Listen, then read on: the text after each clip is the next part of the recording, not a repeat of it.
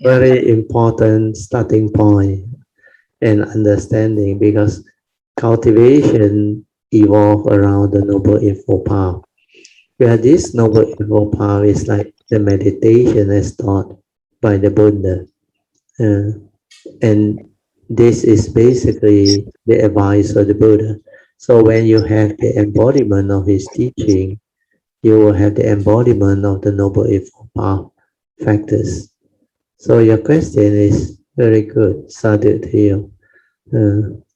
Maybe I will make use of this condition to share a bit first, because it's a very wide topic. You cannot cover it within 1 hour or two. But I will give you a generalized understanding so that cultivator of the way can develop this understanding. You see, the Buddha, when he taught the Four Noble Truths, he actually explained the Four Noble Truths, which are true that can make the individual enlightened or noble ones. So they have the first noble truth of dukkha, the reality of life and existence, so that you understand life, especially the mundane aspect of life. So this noble truth of dukkha, the prevalence of suffering, is very important. It's like you understand life. Then after that, the second noble truth explain the cause behind all this suffering. The eighth reality, how when you deludedly grasp, cling and attach to the five aggregate of form and mind, it will condition suffering or misery or affliction. The second noble truth is the noble truth of cause of arising of suffering. He said the cause is mainly sakkayaditi, self-delusion, that condition you to deludedly grasp and cling onto the five aggregates of form and mind, the two aspects, as the me and the I.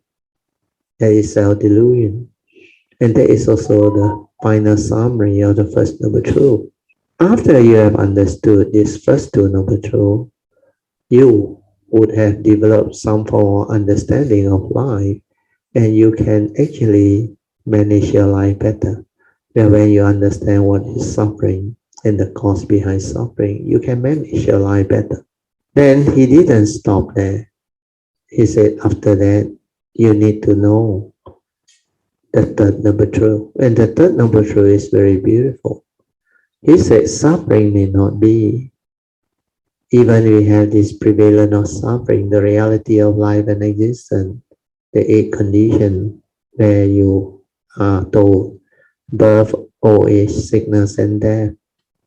When you don't understand them, when you confront them without Dhamma, without proper Dhamma understanding, suffering will be the result.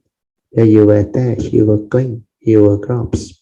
Then when there is separation from your loved ones, prized possession, your wealth, whatever you hold on to or cling on to uh, tightly.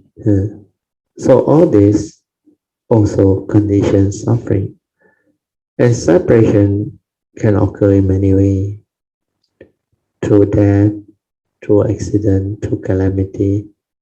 Separation can occur. Then through relationship failure, divorce and other things also, separation can occur. Then through forced separation during crisis time or during the financial situation, you are being separated from your children, your siblings.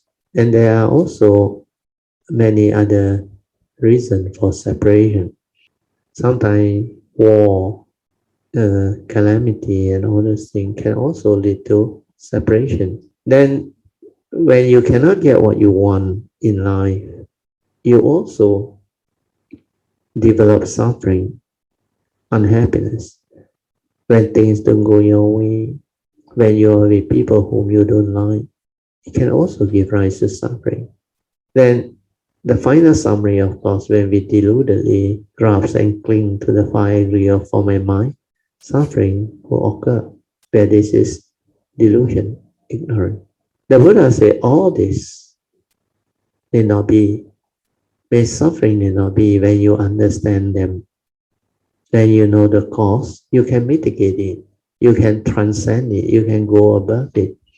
So this third noble truth is very important, is that suffering need not be. Enlightenment in the here and the now can be realized, leading to wisdom that enable you to liberate your mind and free your mind from all this suffering. So this is like the light at the end of the tunnel.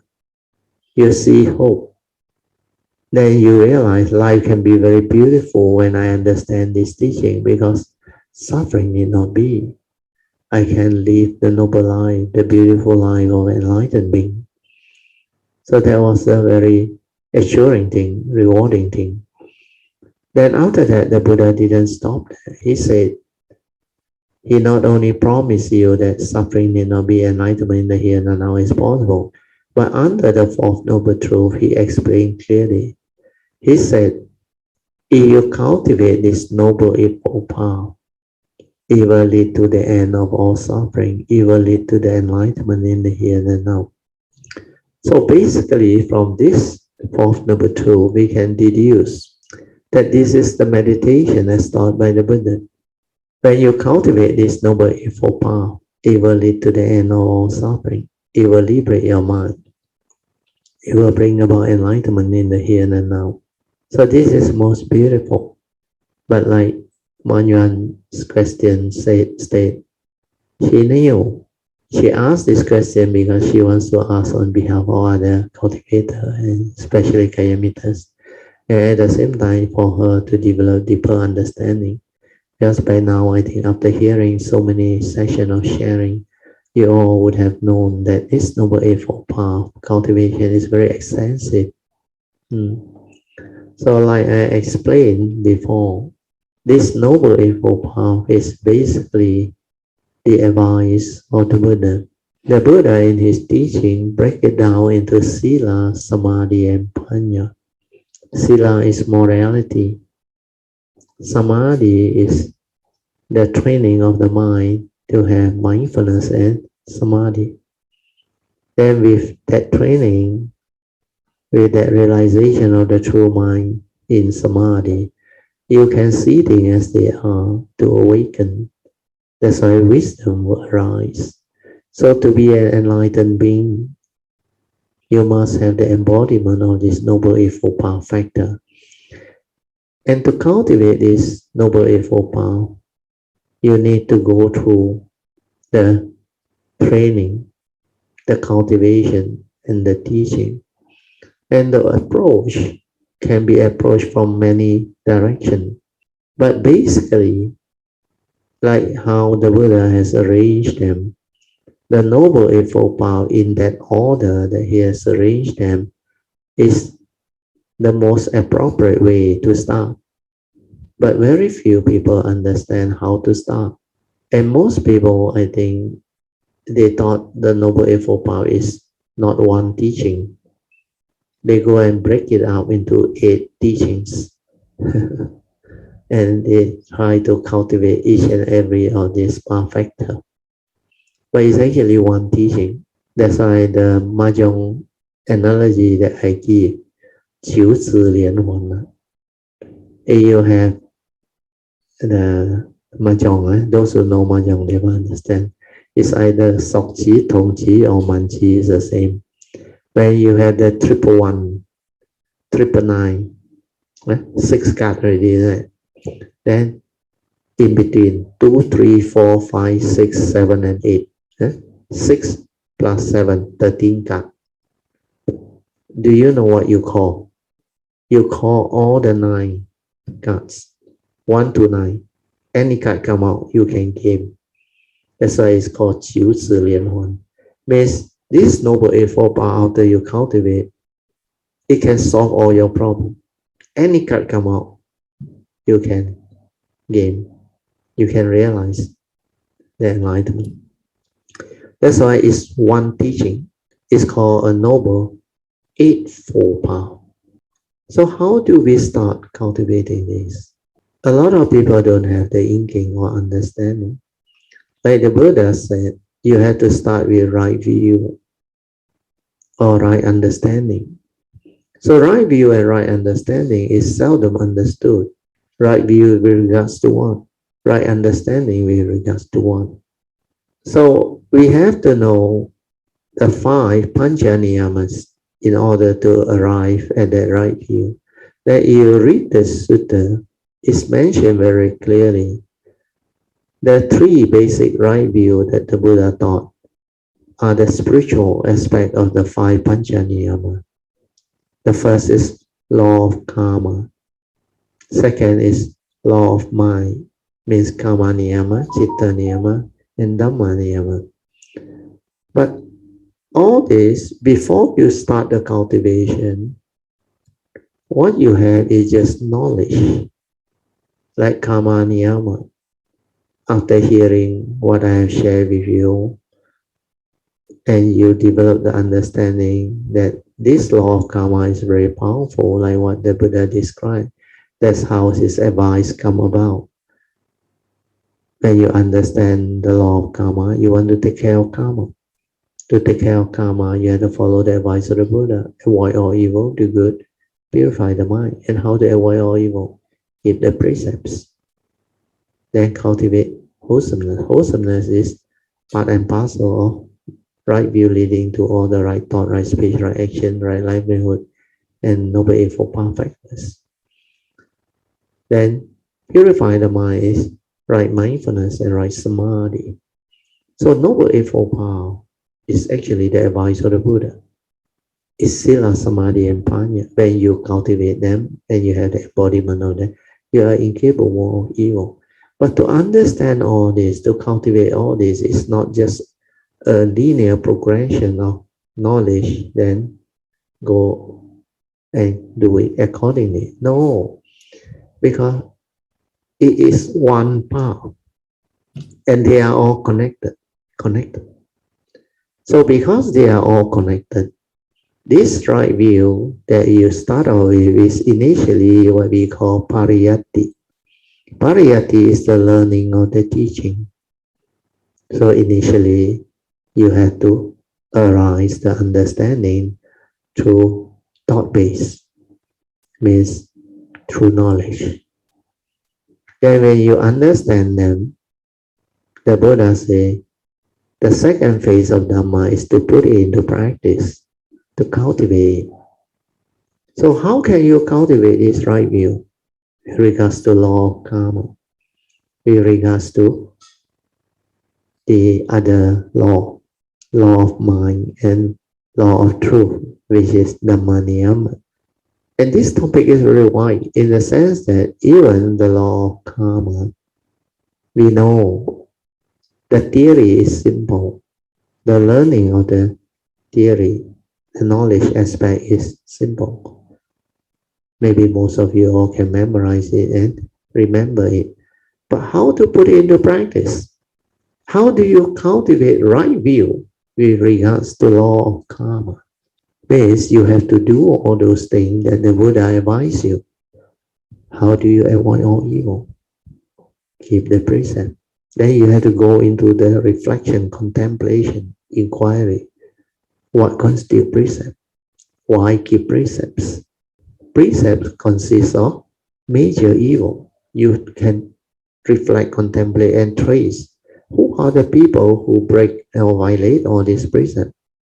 They are evil people with the evil roots of greed, hatred, and delusion. That's why they consist major evil. You violate them, you commit heavy karmic negativity. You have a lot of evil roots.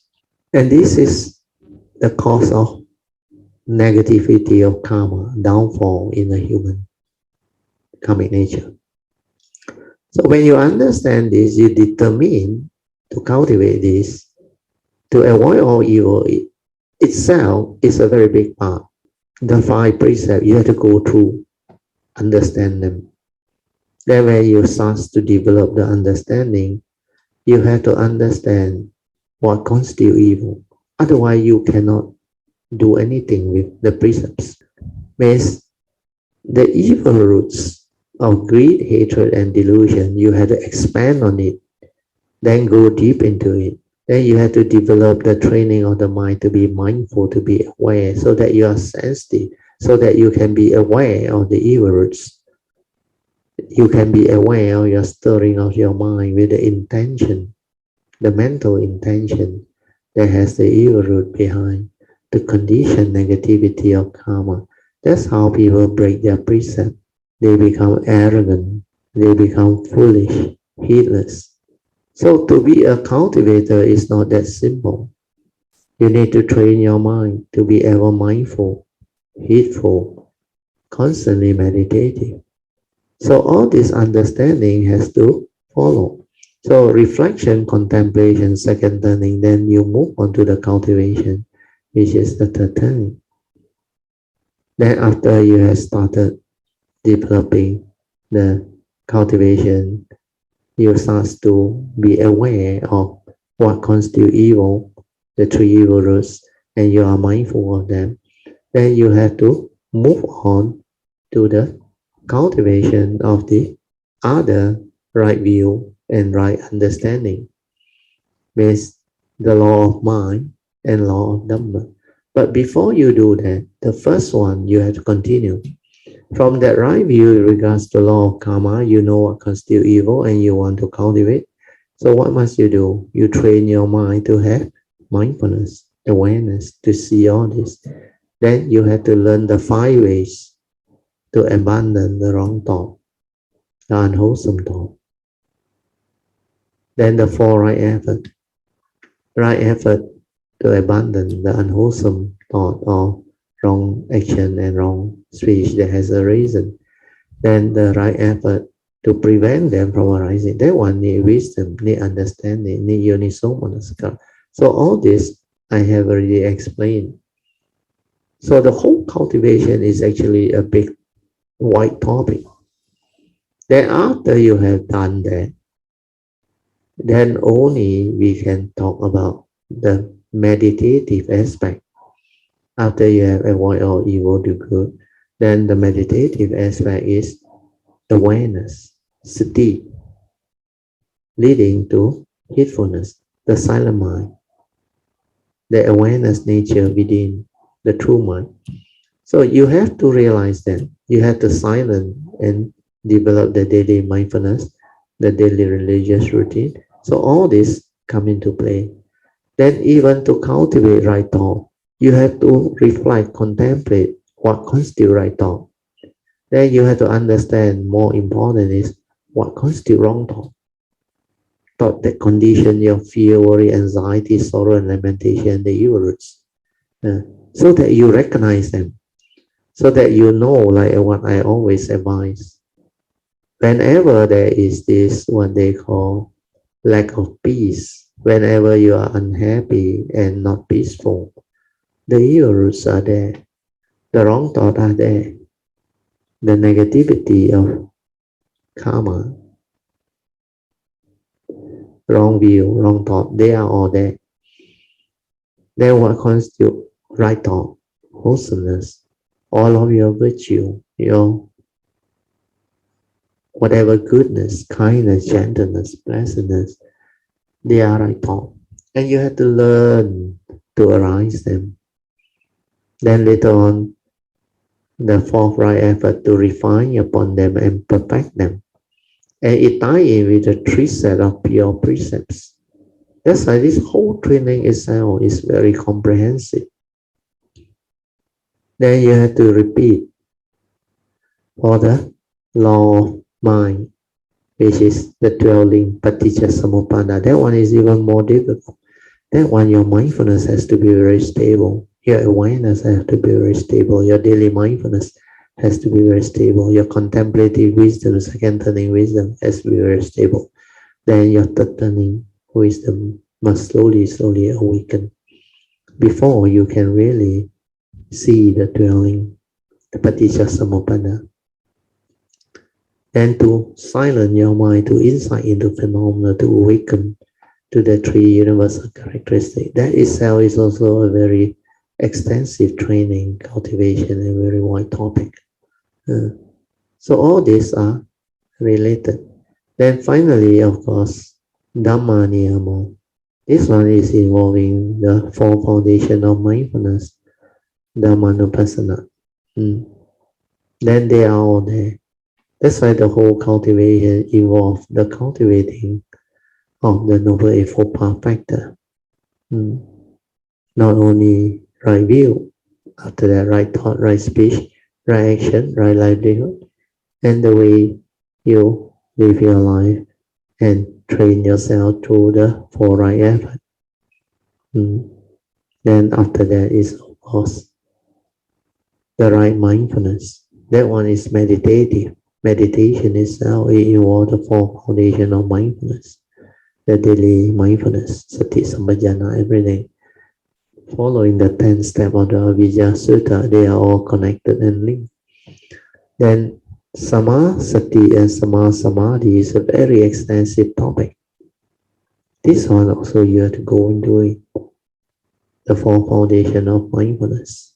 Then the importance of this mindfulness as the enlightenment factor.